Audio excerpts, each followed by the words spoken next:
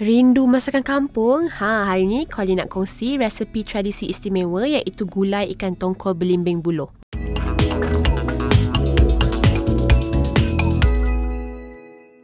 Mudah saja caranya. Pertama, masukkan 2 sudu besar asam jawa dalam mangkuk. Tuang setengah cawan air panas dan kacau asam jawa hingga larut, kemudian ketepikan. Sediakan 1,5 kilogram ikan tongkol yang telah siap dibersihkan. Potong kepada beberapa bahagian dan asingkan isi dan tulang ikan. Pastikan tidak ada tulang yang tertinggal tau.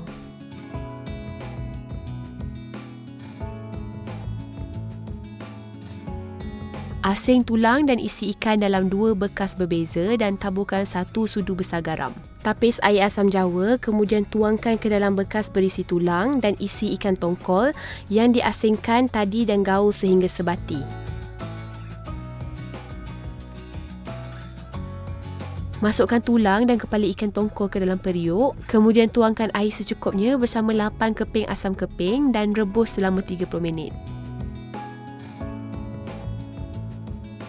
Seterusnya, hiris kira-kira 30 gram lengkuas dan taburkan ke dalam bekas isi ikan tongkol yang telah diperap dengan air asam jawa tadi. Gaul sehingga sebati dan simpan dalam peti sejuk selama lebih kurang 30 minit. Untuk bahan kisar, sediakan 150 gram cili bor, 280 gram bawang merah, 30 gram bawang putih, 20 gram halia yang dihiris dan 60 gram lengkuas yang dihiris. Tuangkan 1 mangkuk kecil minyak masak dan kisar semua bahan sehingga menjadi paste.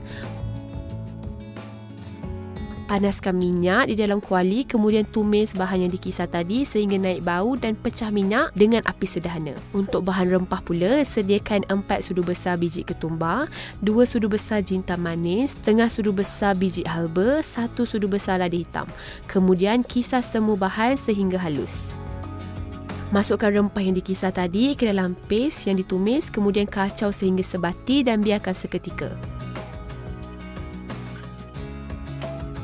Tapis tulang dan kepala ikan yang direbus untuk dapatkan stok ikan, kemudian tuang air rebusan ke dalam bahan tumisan.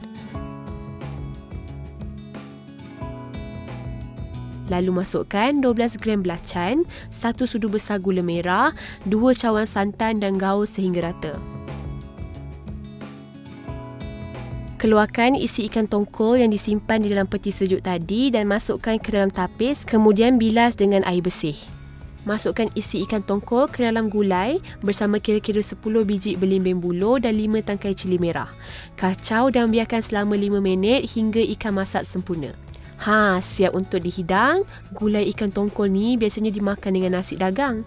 Tapi kalau makan dengan nasi putih pun sama sedap. Isi ikan lembut dan kaya dengan aroma rempah memang menyederakan. Selamat mencuba!